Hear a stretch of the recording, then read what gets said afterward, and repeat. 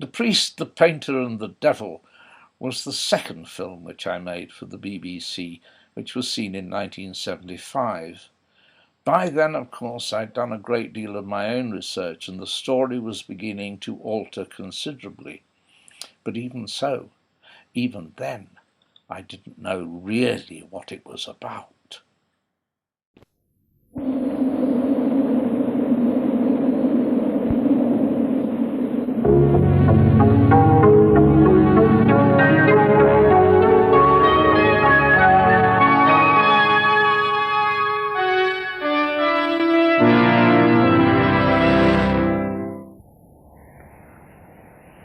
Mystery and drama can sometimes lie hidden in the most tranquil of settings. And the most tantalizing of mysteries are those which speak of hidden treasure.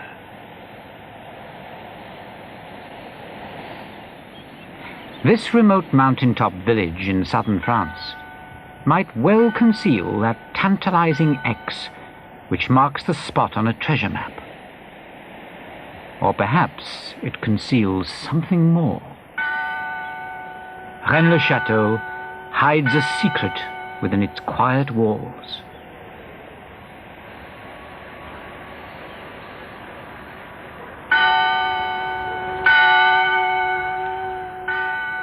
Its little church and unimpressive chateau watch over the centuries-old village where a mystery waits to be unravelled. The story of Rennes-le-Chateau involves a priest, a painter,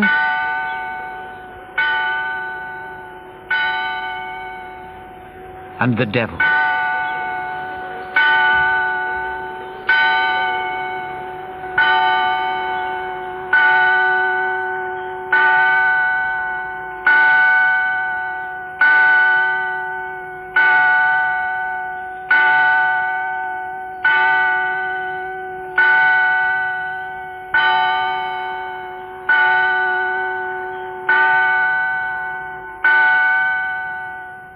Once a great dark ages treasure of gold and jewels was somewhere in this area.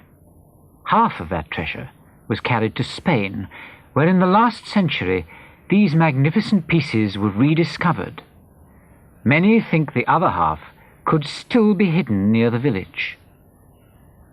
Others speak of the treasure of Solomon's temple, which the Emperor Titus carved onto his triumphal arch in Rome. Few who have climbed this hill have dug as deeply into obscure areas of religion and mysticism as Henry Lincoln, an English writer. In a previous chronicle, he told the strange story of Béranger Saunière, who came to this village as priest in 1885, whose account books show him to have been all but penniless. Yet in 1891, this penniless priest found a limitless source of wealth when he discovered in a hollow pillar in his church the key to wealth. That key was in some strange documents bearing passages from the Gospels, and hidden in the Gospel texts there were secret messages.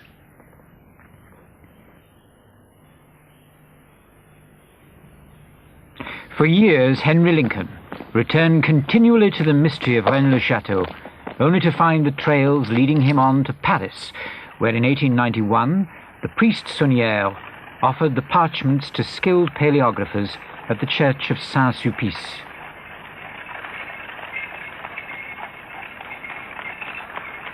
While he waited for the results of their research, Saunière made the most of his Parisian holiday. Somehow he made the acquaintance of the world-famous opera singer Emma Calvé, friend of the composer Debussy, and the relationship between the priest and the singer was to continue long after his return to his hilltop village.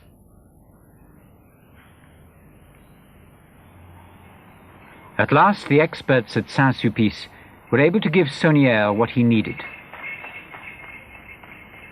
There was nothing now to keep him in Paris, except one brief and strange errand. At the Louvre, he bought a copy of a painting by Poussin. Les bergers d'Arcadie, the shepherds of Arcadia, then back to the village and suddenly riches enough to build this impressive tower. Here he installed his library and began to live his leisured, moneyed life.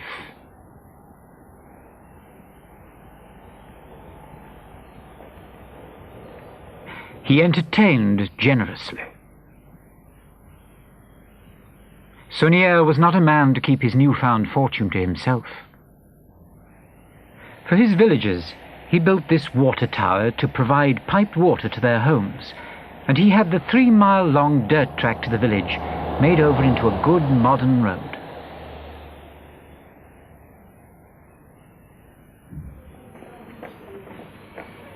For a long time, Henry Lincoln had followed trails which suggested that the mystery would be explained by an immense treasure.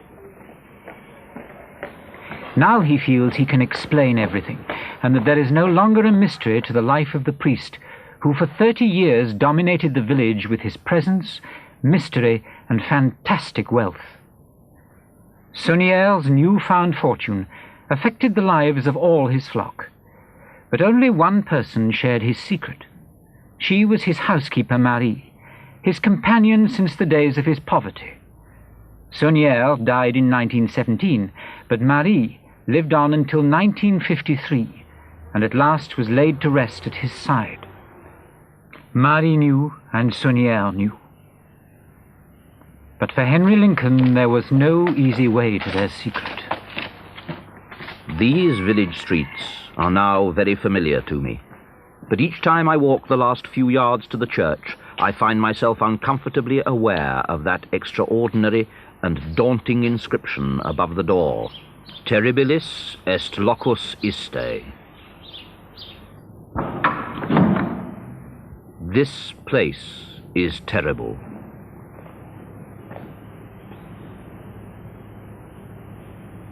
Are the words a warning? Or are they merely to make us aware that here we must expect the unexpected? Everywhere, the church is covered with flamboyant, detailed decoration, slightly disturbing, slightly uncomfortable, and yet curiously lacking in atmosphere. The church has been sucked dry. The statues seem blind and remote. There is a strange emptiness here, a confusing, puzzling, mysterious mass of detail, which seems to be trying to say something, though the voice is muffled. The total effect is almost overpowering. There is no delicacy here, rather a flamboyant expression of enormous vitality sliding towards bad taste. In its vulgar charm, it seems to be echoing the character of its creator, Béranger Saunière, the priest, who seems to be taking a delight in playing with us, giving us clues, like the irrelevant money bag that lies at the foot of the hill where Christ succours the afflicted, or like this hideous devil who awaits the visitor just inside the door. Is Saunière trying to show us what the parchments showed him? Perhaps if we could read the secret messages, we too could be led to the source of Saunière's wealth. The first message, in fact, is very easy to find. It's on this parchment. Now, the first thing we notice about it is that it's very oddly arranged on the page. The oddities stare one in the face, and their object is merely to say, you are right, there are secret messages, keep looking. And here is the first message, found quite simply by identifying those letters which are raised higher than the rest of the text and reading them off in sequence. Later messages will not be quite so easy to find, but this one is childishly simple. It says, à Dagobert deux rois et à Sion et ce trésor, et il est la mort. This treasure belongs to Dagobert II, king, and to Zion, and he is there dead. So the message makes it quite clear that we are dealing with treasure, and a treasure that belongs to Dagobert II, who is presumably the he who is there dead. Dagobert was one of the last kings of the Merovingian dynasty of France. He was assassinated in the year 679 AD. It is perhaps not impossible that a Dark Ages royal treasury could be hidden away here. But Zion is Jerusalem. And the treasure of Jerusalem, the treasure of Solomon's temple, was carried off by the Romans, who sacked the city in 70 AD, as this painting shows. Interestingly, this is also a work by Poussin, who will play a large part in our mystery. How can the treasure of Jerusalem possibly be linked with Rennes-le-Chateau? Saunière proudly had the date of his original discovery, the discovery of the parchments, carved onto the pillar where he'd found them, 1891. But in fact, this pillar dates from the time of the Visigoths, a Germanic tribe who came from the east and settled in this part of the world. Their kingdom spread across southern France, over the Pyrenees and into Spain. They kept part of their treasure, the booty from their many wars, at Carcassonne. And at Carcassonne we are barely 30 miles from Ayreda, one of their last strongholds as their power faded. And Ayreda is today Rennes-le-Chateau. And it was these same Visigoths who had sacked Rome in the year 410, and in their turn had carried off the treasure of Jerusalem. Are Saunière's parchments trying to tell us that this tiny village is the last resting place of Solomon's treasure? Certainly Zion seems to be emphasized as we examine them. Here it is simply reversed.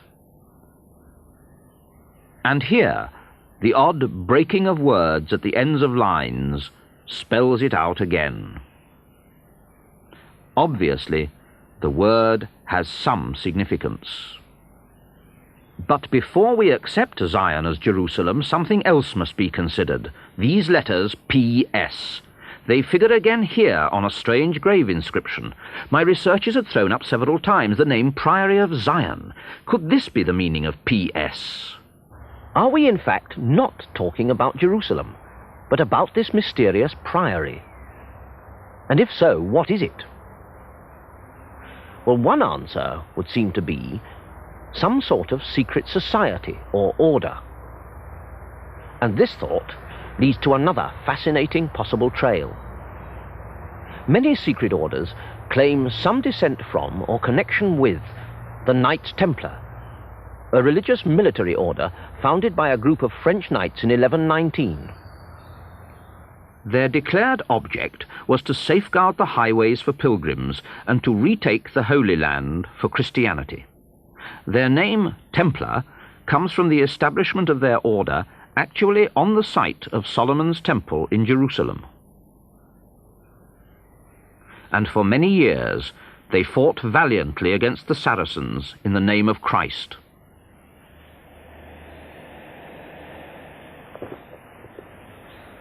How do the Templars figure in the story of Rennes-le-Chateau? Well, across there, on the other side of the valley, is the Chateau of Bézu. It was a Templar castle. By the end of the 13th century, the Templars' objective, the recapture of the Holy Land, was no longer a practical possibility. They were a highly trained and efficient body of fighting men who owed allegiance only to the Pope, and so they were a threat to the power of the French king. In addition, the order was extremely wealthy, and a much more obvious reason for King Philippe le Bel to act against them was his need to lay hands on their gold.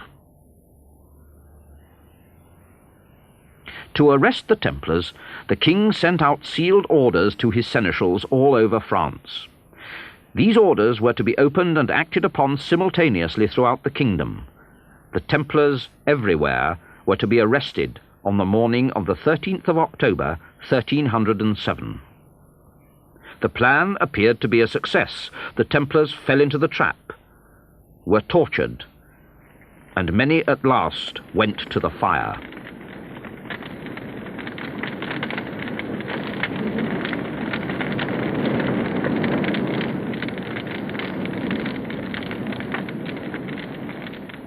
But although the order was suppressed, one group of Templars completely escaped the king's net.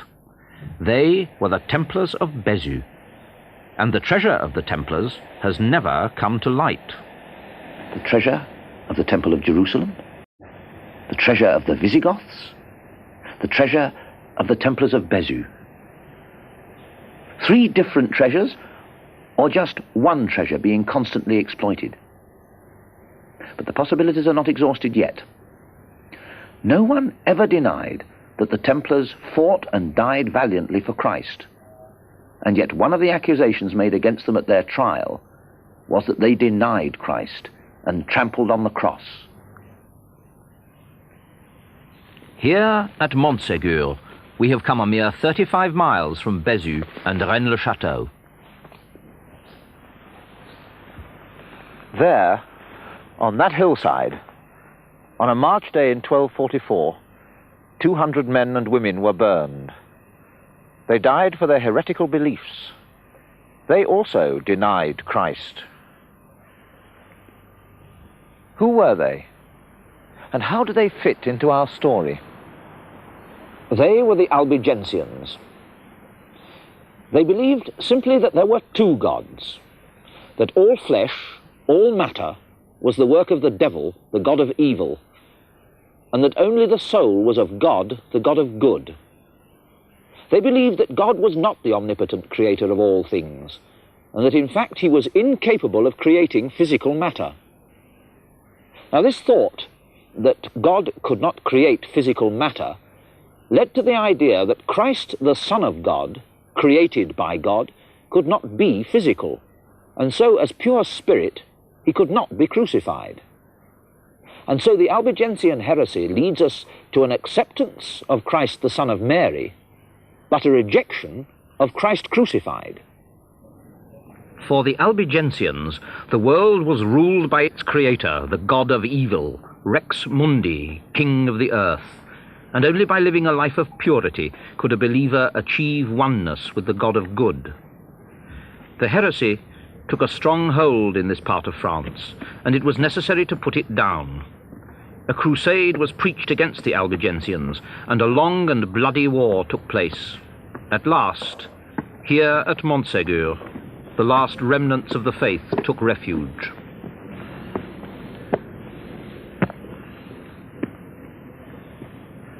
At the beginning of March 1244, on this lonely mountain, the position of the besieged heretics was hopeless.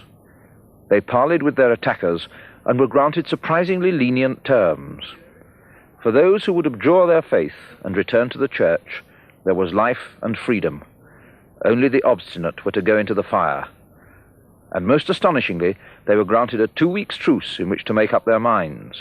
During that time, no one was to enter or leave the castle on peril of having the lenient terms withdrawn.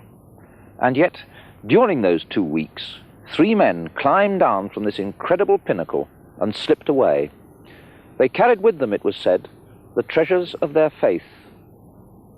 Whatever it was, in helping them to escape, those who remained behind were risking their own lives. What could it have been? After all, 3 men can't carry very much, especially when they have to scramble down a sheer mountainside on the end of ropes. It's been suggested that the treasure was a spiritual one. For the Albigensians, there was no spiritual truth in Christ crucified. But could that heresy have survived the flames of Montségur? This cross is in the porch of the church of Rennes-les-Bains, just a mile or so away from Rennes-le-Chateau. It was put up in 1856, and it is, to say the least, unusual. There, where we should expect to see the body of the crucified Christ, is the Virgin and Child. Has the heresy survived? The substitution on this cross seems to be expressing that seemingly long-forgotten faith. What other strange trails were revealed to Saunière? We've already read one message in the parchments. What more can they tell us? Well, to read the next message, we need a key. And the key is somewhere else. Or it was. Under this arch is a gravestone. It once covered the grave of Marie de Negri, Dame de Blanchefort. Featureless now, the inscription that was carved onto it is gone, effaced by Saunière himself.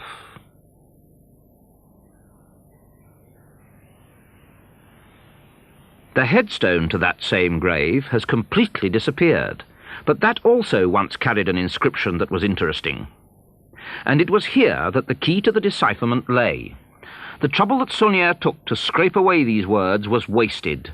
The stones had already been recorded in a little book published some years before.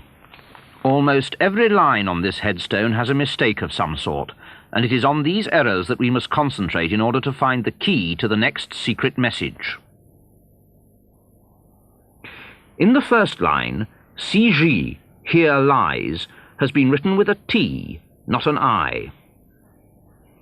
The last letter of noble becomes a small round E instead of a capital letter. The M of Marie has been broken off. The last E of Negre again becomes smaller than the rest of the text, but this time it is a small square E. Darle should read dables, so an R instead of a B. On the fourth line, another small square E. Further down, a P has been curiously dropped out of place, and again it is written small. In the date 1781, what should obviously be a C has been written as an O. These, then, are the elements of our keyword, simply concealed. 8 letters have been picked out, 4 large and 4 small. The large ones, T, M, R, O. There is only one word that can be formed, mort, death. The small ones, a round E, a pair of square E's and a P.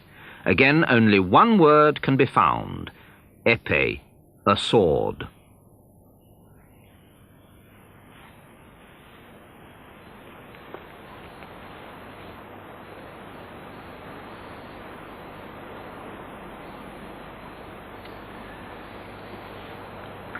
So mort épée is our keyword. The man who created this cipher was playing an elaborate game. A game which taxes the brain as much as a well-played game of chess. And in fact, this chess piece will help us unravel the most unexpected and startling of our messages. Unexpected and mysterious. Having realized that our keyword is to be mort épée, we must then turn to our second parchment, which is a gospel text into which 140 extra letters have been inserted. From these 140 letters, we reject the middle 12, which stand out as the only ones raised above the lines of writing. The remaining 128 letters are then laid out according to one of the standard code-making systems, that known as the tableau de visionnaire, in order to read off our message. This operation may seem technical and highly complicated to explain, but in essence is simple to operate and well known to code breakers. The key word mort épée is repeated over and over again above the coded letters. The visionnaire system then operates quite simply. The key letter M changing the coded V into an H. The key letter O changing a C into a Q. Similarly, the key letter R changes a P into a G, and so on. But we can already see that this decipherment which we are attempting is not going to give us a simple answer. The new letters as they appear are as meaningless a jumble as the ones that they replace. As we shall see, this cipher will prove to be so incredibly complex that the mere concealment of a message cannot explain it. There seems almost an element of ritual involved, the sort of ritual one might expect if we are dealing with secret societies. The decipherer must thread a complicated and precise maze in order to reach his goal. I am making no claim to have broken this fantastic code myself. The key was given to me in France, with the claim that the code had been broken by computers. The thought that this whole cipher might be an elaborate practical joke was ruled out when cipher experts in England assured me that the code, though complicated and perfectly workable, does not present a valid problem for a computer and would need months of work to prepare. As you will see, the complexities will become even more confusing. The only way to break this code is to have the key to the ritual. But now, let us take the next turn in the labyrinth. The new letters we have found are meaningless. We must now go back to the start and shift one place down through the alphabet, so that the first letter H becomes an I, Q becomes R, etc. And this new string of letters still makes no sense. The next step is to take this new jumble of letters with a new keyword. This new keyword proves to be the entire text of the headstone on the left. And from the gravestone on the right, we take PS and Praecum. We now use the tableau de visionnaire again, but using the new keyword backwards, ending with PS, Praecum. Yet another series of letters, and still there is no message. And this time, our shift down the alphabet is 2 spaces, so that a V becomes an X, an L becomes an N, and so on. But still, the letters are meaningless. The next step is extraordinary. We must take these, the fourth meaningless jumble of 128 letters, and divide them into 2 groups, 64 and 64. Taking the first group of 64, we lay them out on a chessboard. Then, having selected the correct starting square, we make the only sequence of knight's moves which will cover the entire board, touching each square only once. And now, at last, our clear message begins to form.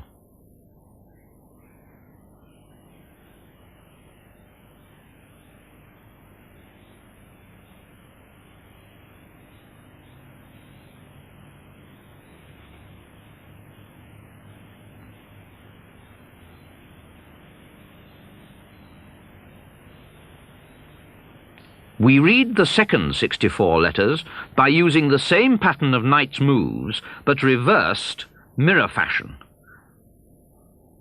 And here, complete, is our hidden message. The most surprising and convincing thing about the validity of this decipherment is that after so many letter changes, the final message is a perfect anagram of the text of the headstone which provided the keyword. Shepherdess, no temptation, to which Poussin Teniers hold the key. Peace 681. By the cross and this horse of God, I complete this Démon Guardian at midday blue apples.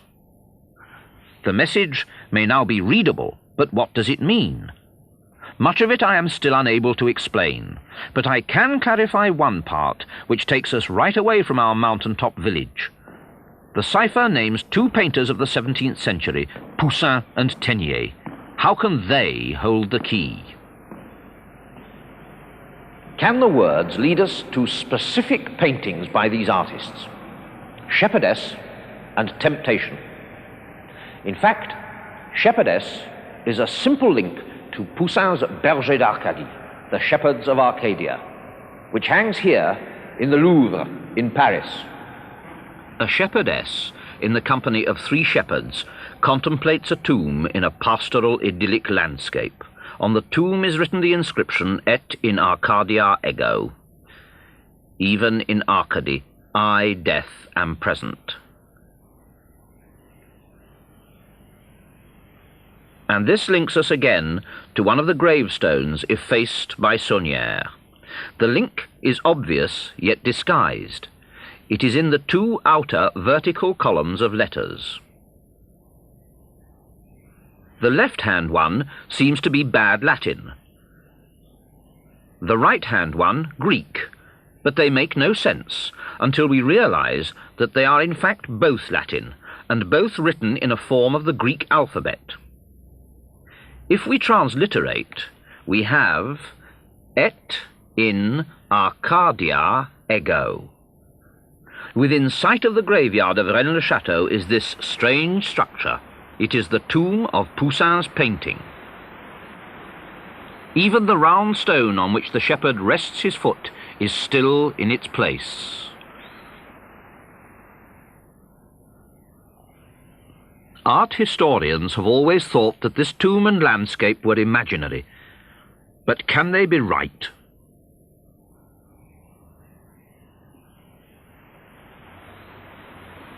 The match is precise, except that the mountain to the left of this rocky crag rises gently, but in the painting it falls. I shall come back to this later. Nearby is the hilltop on which are the ruins of the Chateau of Blanchefort, and it is accurately reproduced in the painting. And the most amazing detail, as we stand before the tomb, on the horizon to the right is a small hill, exactly placed by Poussin. It is the hill of Rennes-le-Chateau. Could our mystery really involve Poussin? One curious, oblique piece of evidence does show up. A letter. It was addressed to Nicolas Fouquet, who was superintendent of finances in the court of Louis XIV. Sent by his brother, who had just paid a visit to Poussin in Rome. It's dated the 17th of April, 1656. Now, this letter has never been fully understood, and in part it says this: "He and I discussed certain things, which I shall with ease be able to explain to you in detail. Things which will give you, through Monsieur Poussin, advantages which even kings would have great pains to draw from him, and which, according to him, it is possible that nobody else will ever rediscover in the centuries to come. And what is more, these are things so difficult to discover that nothing now on this earth can prove of better fortune, nor be its equal." So Poussin had a secret which kings would have pains to draw from him. Was it the secret of Rennes-le-Chateau? Certainly the link is there, and it is made by his shepherds of Arcadia. Of all his works, it is this one which is reproduced, sculpted in stone, here on his tomb in Rome. Poussin's secret. It was in following that trail that I began to question whether the mystery of Rennes-le-Chateau could be simply one of a treasure hidden in a small French village. For that trail led me far from Rennes-le-Chateau and to a most unexpected place, Shugborough Hall, in Staffordshire, in England.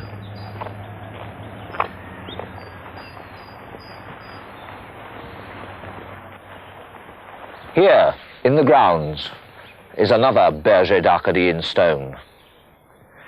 But this time, the figures are reversed mirror fashion, and underneath there is a cipher.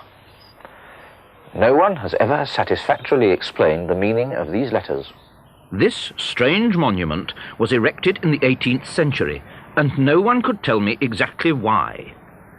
Might not the search for some hidden significance be inflating a simple coincidence into a bizarre extension of the mystery of Rennes-le-Chateau?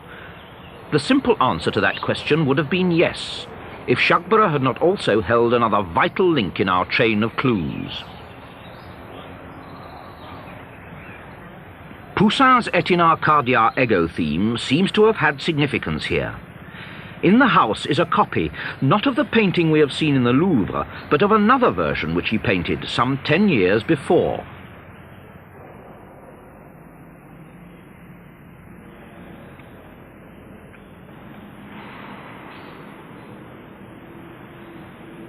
The original painting from which this copy was made is in the collection of the Duke of Devonshire at Chatsworth House in Derbyshire.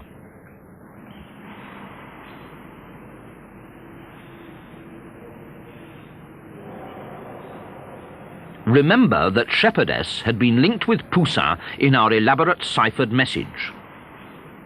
But the Poussin shepherds were not all that I found at Shugborough. The message had also referred to Teniers and No Temptation. This had always seemed to be a link with Tenier's many versions of the Temptation of St. Anthony. But No Temptation was odd. However, at Shugborough there was one more copy of a 17th century painting, and it was a copy of a Teniers. Not the Temptation of St. Anthony, but St. Anthony and St. Jerome, the only St. Anthony theme in which he is not being tempted. Pas de tentation, no temptation. And as confirmation, in the background there is a shepherdess. Shepherdess, no temptation. Poussin and Teniers hold the key. Coincidence can only go so far. So Shugborough confirms the links between the painters and their works which were indicated by the ciphered message. The Poussin has provided us with many more tangible clues than the Teniers, so I concentrated on that. Remember, when we looked at the real landscape, how there was a mountain slope behind the tomb which is not there in the painting. But a line of cloud seems to match that slope. I had to go back to Paris to find out if Poussin had originally painted the mountain and then altered it to cloud. I realized that the X-ray pictures at the Louvre would reveal the truth. And the truth was disappointing. There are no basic alterations in the picture. But a tiny detail in another part of the painting, which only the X-rays could reveal, suddenly caught my eye. One would expect a picture to be built up from background to foreground. One expects that Poussin would have painted first the landscape, then sketched in the tomb, and then the foreground figures. But here he seems to have done something strange, and it doesn't show on the surface painting. Look at this shepherd's head.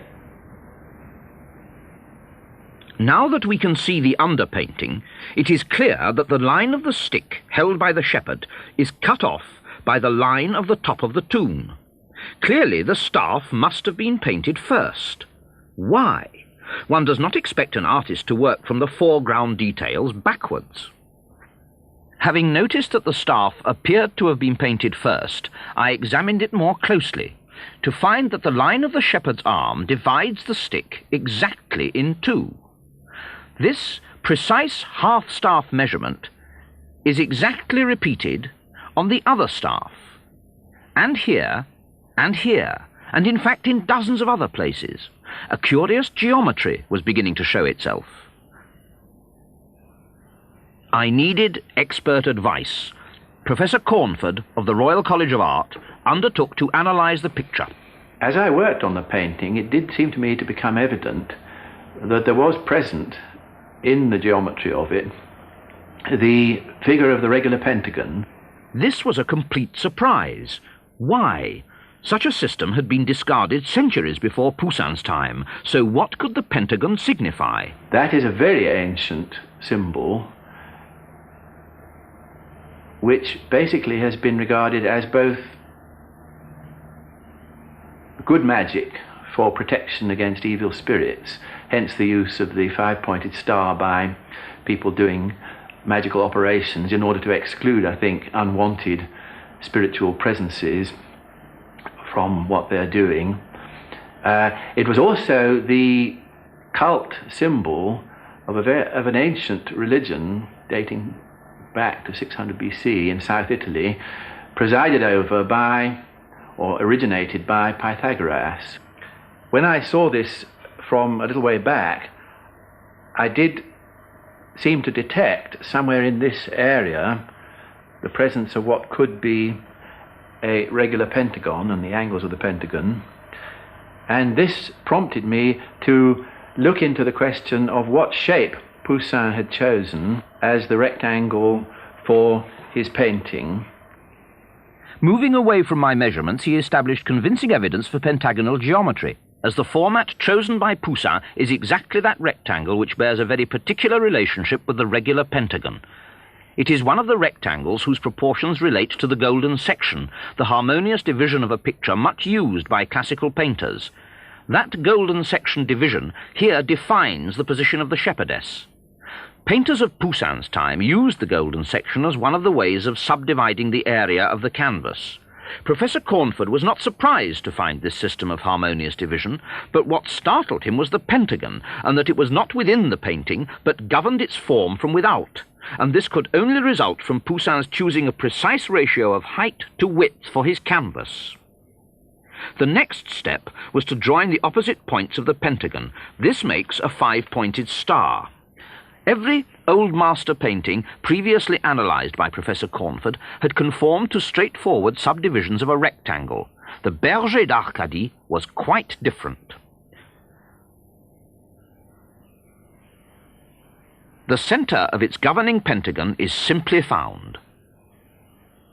The pivotal centre is the mind of the shepherdess. She dominates the picture as the pentagon dominates her position, defined by a system which for some reason Poussin had resurrected from the past to bring into the 17th century. I was surprised that this should be so, because I would have expected Poussin to have associated himself with the Renaissance philosophy in this matter, rather than to have used the older method. I was also surprised at the degree to which it was possible to conform with both methods simultaneously, almost like a musician writing in 2 keys at once and making them both harmonize, extraordinary feat of virtuosity. And I was frankly surprised at what seemed to me the quite staggering rigorousness and exactitude with which Poussin seemed, to me anyway, to have observed both of the constructions that he used, but rather particularly the second one that I've mentioned. And the Poussin pentagram is not the only one which has appeared. My search for significant geometry began when I found this device concealed on this document, and again it is the pentagram, the symbol used by disciples of the occult within which they perform their magical rites. If Poussin is indicating anything here, it is the mystic pentagon. The creative force seems to radiate from the shepherdess's mind. Does she echo the Albigensian belief that all physical matter created is the work of a god of evil? Over the centuries, the influence of the occult has waxed and waned.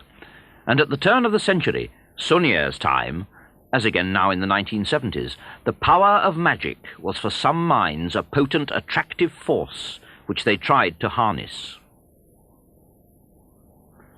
Long months of work have gone into the unravelling of all these ingenious clues, but my fascination with these puzzles and preoccupations with thoughts of treasure had obscured the simple truth which now seems to me to lie behind Saunier's sudden wealth.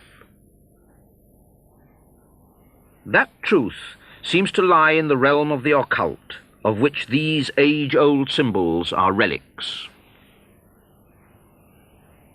The parchments themselves make no great effort to hide a key to that truth. Yet again, this document picks out more letters, easily identified by their small size. They spell out, quite simply, Rex Mundi, King of the Earth, an epithet applied to the devil, the Albigensian creative god of evil whom Saunier placed in his church. Many theories have been put forward concerning the significance of this figure, but I realized that the meaning of the whole statuary group was simple and quite startling. Rex Mundi, King of the Earth, supports the holy water. Above that, there are salamanders, creatures of fire, and crowning all, the 4 angels, creatures of pure spirit or air. What message was Saunier trying to pass on? What statement was he making? Air, fire, water, and earth. The 4 elements of alchemy. Again, imagery of the occult placed here by a 20th century priest, and just outside the church is the chateau, whose round tower is called the Tower of Alchemy. We are told that the alchemists were searching for a way to convert base metal into pure gold. But this was only a physical counterpart of the true alchemist's search for a way to transmute base man, creation of the devil, into pure spirit at one with God. Here, at the Bibliothèque Nationale in Paris, there is an obscure little book of great interest to searchers for the truth of Rennes-le-Chateau. There are pages of detailed family trees which attempt to establish a line of descendants from King Dagobert II, to whom Saunier's supposed treasure is claimed to have belonged. But on another page, there is a fascinating list of names, which includes that of the most famous alchemist of the Middle Ages, Nicolas Flamel, listed here at number 16. Other equally remarkable names appear. Number 20, Leonardo da Vinci. Number 27, Isaac Newton. And finally, Victor Hugo, Claude Debussy, Jean Cocteau. What do these famous men have in common, at least according to this list? Let me remind you of the mysterious letters P.S., which were on the Blanchefort gravestone and on one of the parchments. I suggested that they might possibly represent a secret order, the Priory of Zion, and this list of names is of the alleged Grand Masters of that order, an order which this document claims was founded by the Knights Templars themselves, the Templars who were accused at their trial of denying Christ and trampling on the cross. On another page we find this strange coat of arms, which makes yet one more link in our chain of clues. Beneath it there is the motto, Et in Arcadia Ego.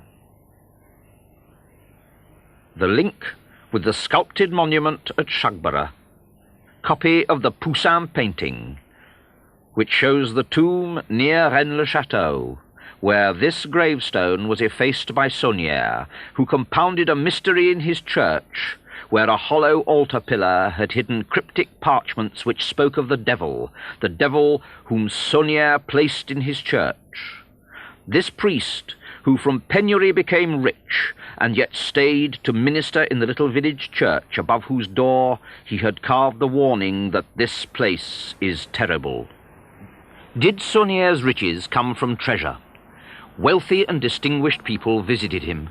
Is it possible that some of them, who provided him with all he needed, were his fellows in a secret society of the occult? On his deathbed, he made a confession that profoundly shocked the priest who heard it. Did he admit that, though a priest, he acknowledged, like his heretical forebears, the supremacy of the devil? He knew that after his death, people would speculate on and search for the source of his wealth. And that search has led me down a tortuous trail. For too long, I had threaded a labyrinth, at the heart of which was a simple truth. Simple, obvious, and staring.